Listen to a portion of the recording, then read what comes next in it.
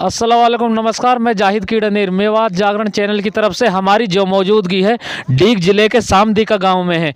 जैसा कि यहाँ ड्राइवर संघ कल्याण के अध्यक्ष हैं हमारे साथ, लोग विरोध कर रहे हैं। ड्राइवरों का सीधा सीधा मानना है जो काला कानून सरकार ने जो बिल पारित किया है संसद में, हम उनका खुला विरोध करते हैं और उनका कड़ा विरोध करते हैं, बातचीत करते हैं लोगों से। जनाब अस्सलाम वालेकुम। वालेकुम सलाम। जनाब अपना थोड़ा परिचय दे, अपना नाम। आगे लिया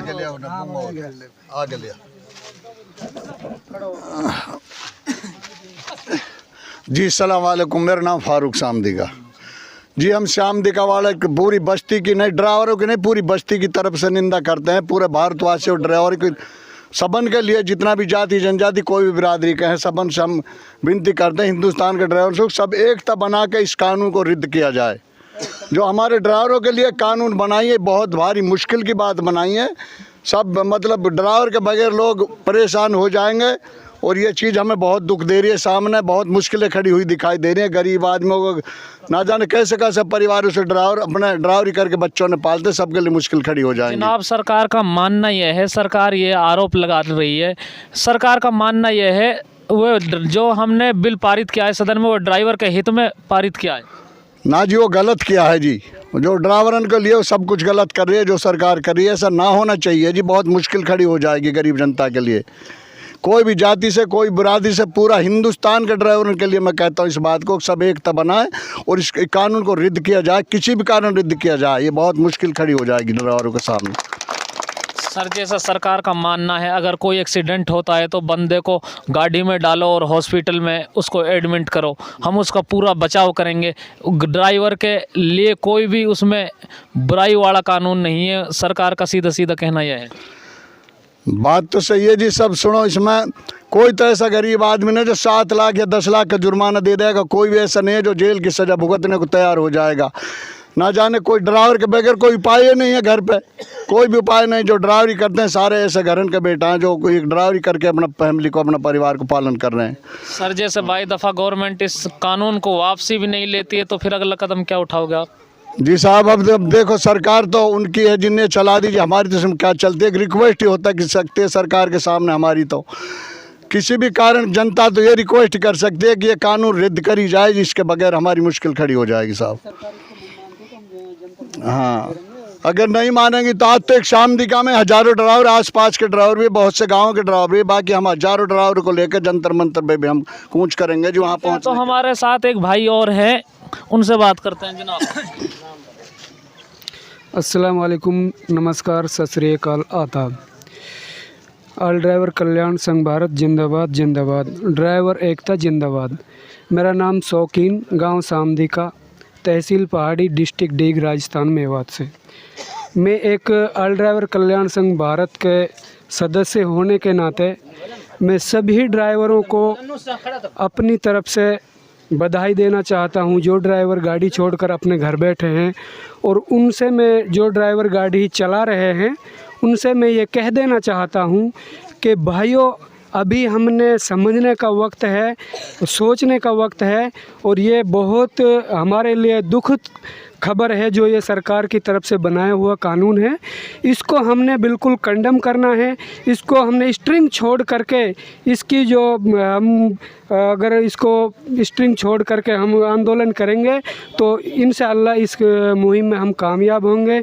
सरकार को इस मजबूरन होकर इस कानून को वापस लेना पड़ेगा। यदि हम इसी तरह से गाड़ी चलाते रहे तो सरकार इस पे कोई प्रावधान नहीं लाएगी, कोई संशोधन नहीं लाएगी, इस कानून को वापस नहीं लेगी।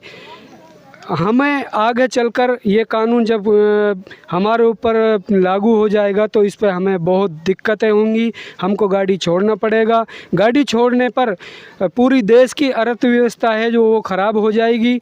बिल्कुल हमें अपने बच्चे पालने भारी हो जाएंगे, क्योंकि अगर गाड़ी नहीं चलेगी तो हम रेहड़ी भी नहीं लगा पाएंगे। क्यों कि अगर ये कोई साग है, सब्जी है, कोई फ्रूट है, वो भी गाड़ियों के थ्रू आता है।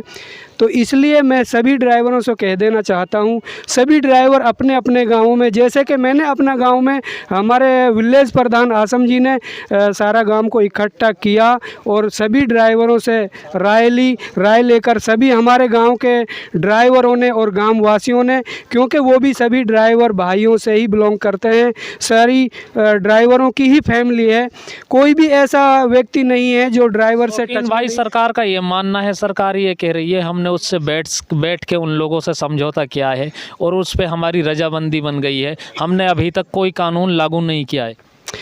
देखो, ये जो कोई बैठकर कोई बात नहीं हुई है, जो बात हुई है बैठ कर के वो दलाल किस्म के एक ट्रांसपोर्ट लाइन के लोग हैं। हमारे ड्राइवर संगठनों से, किसी भी संगठन से कोई बात नहीं हुई है। और सरकार जो ये कहना चाहती है कि ये ड्राइवर अगर एक्सीडेंट हो जाता है तो ड्राइवर उसको, घायल व्यक्ति को हॉस्पिटल पहुंचाने का काम करेगा तो उसके लिए कुछ फ़ायदा होगा, ऐसा कुछ भी नहीं है। वो सरकार इतना कह रही है कि अगर कोई ड्राइवर पे एक्सीडेंट हो जाता है, घायल व्यक्ति को हॉस्पिटल पहुंचाने का काम करता है तो उस पर सज़ा कम होगी। ये नहीं है कि उस पर कोई सज़ा नहीं होगी। और दूसरी बात यह, अगर ड्राइवर रुककर उस व्यक्ति को हॉस्पिटल पहुंचाने का काम करता है तो उसको पब्लिक ही मार देगी। ठीक है जनाब, तो बात करते हैं, विलेज प्रधान आसम खान है हमारे साथ, उनसे कुछ बात करते हैं। हाँ जनाब। अस्सलाम वालेकुम, जय हिंद जय भारत। मैं बहुत शुक्रिया अदा करता हूं, मेरे गांव वालों ने सब ने समर्थन दे के नहीं और आज एक सभा रखी है। सभी ड्राइवर वासियों को और गांव वासियों को भी, सबको मैं सूचित कर रहा हूं कि ऐसे ही सभा रखें अपने अपने गांव में। और मेरे से वादा करा मेरे गांव वालों ने कि हम अपने अपने सब जो बच्चे बाहर हैं ड्राइवर, उनको फ़ोन करके भी बुलाएंगे।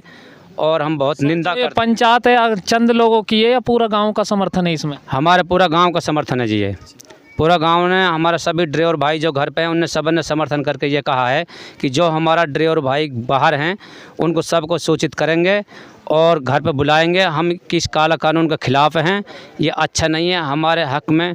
और सरकार जब तक ये काला कानून रद्द नहीं करेगी तब तक हम ऐसे विरोध करते रहेंगे। और इंशाल्लाह हम सारे ही जितने हमारे देश के इंडिया के ड्राइवर हैं सबको यही सूचना करता हूं मैं, सभी ऐसे ही भाई गाड़ी छोड़ कर अपने घर पे आएँ जब तक काला कानून वापसी ना हो। जो सरकार का मानना है जो हमने कानून बनाया है वो अच्छा है, ड्राइवर के हित में है, उससे ड्राइवर को कोई प्रॉब्लम नहीं है, कोई तकलीफ़ नहीं है। वो काला कानून बनाया है जो सरकार ने, वो ड्राइवर से हित में नहीं है, ड्राइवर के ख़िलाफ़ है। क्योंकि ड्राइवर के पास इतनी पूंजी होती, 7 लाख रुपए होते तो घर पे कोई दुकान खोल के बैठता, अपना बिजनेस करता।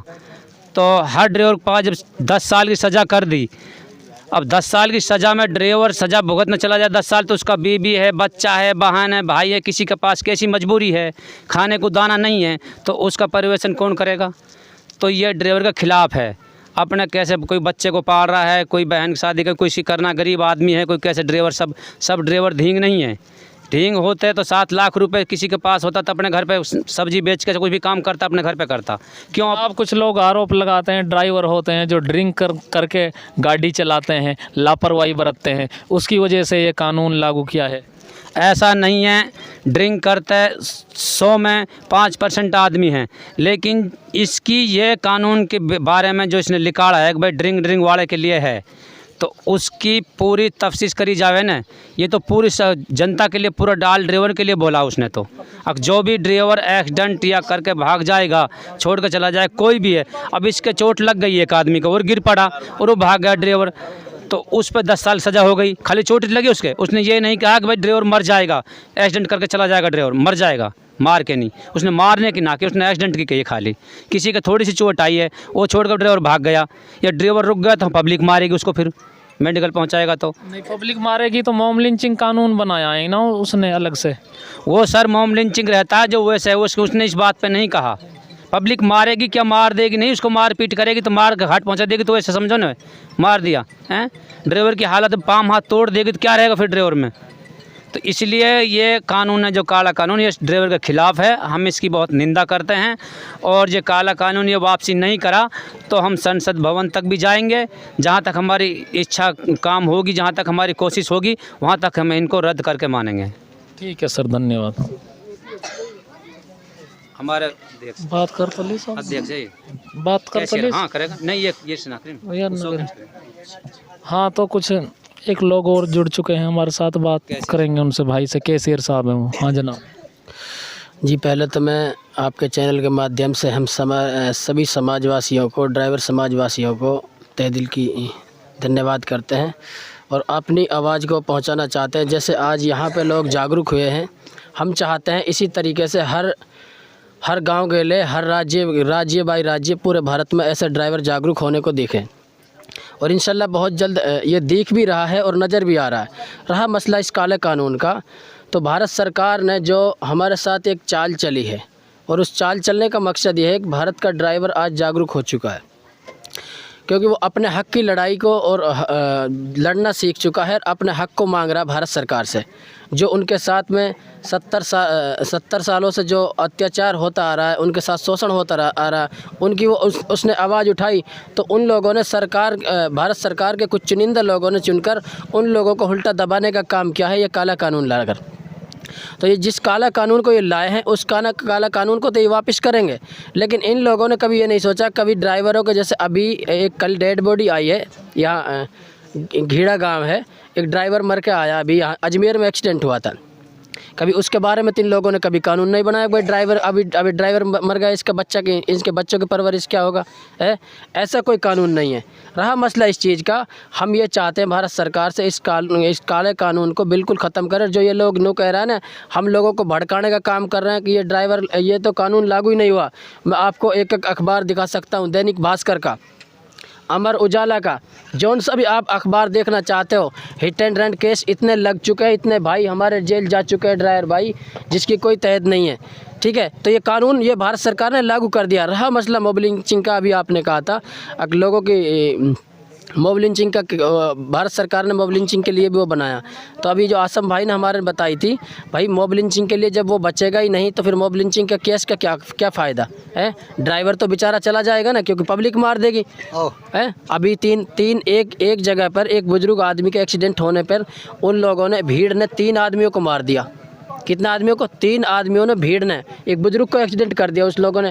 अब भीड़ का बताओ, भीड़ ने 3 नौजवानों को ख़त्म कर दिया। भीड़ का कोई चेहरा जो भीड़ ने मारे थे 3 नौजवान, वो ड्राइवर थे क्या? ड्राइवर थे वो ड्राइवर समझते थे वो। एक गांव से अभी मैंने कल अपने एक वीडियो डाली थी। एक गांव से 2 भाई परिवार से, दोनों भाई एक्सीडेंट का शिकार बन गए, यानी कि एक्सीडेंट हो गए उनसे। दोनों एक गाड़ी पे थे, वो दोनों को भारत सरकार ने हिट एंड रन केस में केस दाखिल करके उनको 10 साल के लिए भेज दिया, अंदर डाल दिया। एक तो ये वो होगा एमपी का। दूसरा यहाँ मुरैना का है। मुरैना में एक कार पीछे से कार एक्सीडेंट होकर घुसती है गाड़ी में, और उसमें 2 सवार एक्सीडेंट मर जाते हैं कार में। तो पीछे से कार घुस रही है, लेकिन सवार दोष किसका दिया जाता है? ड्राइवर का। अब ड्राइवर को पुलिस प्रशासन झांसे में ले रही है। पुलिस प्रशासन क्या कह रही है उसे? पुलिस प्रशासन कह रही है आप जुर्माना दो और हम आपको बरी कर देंगे।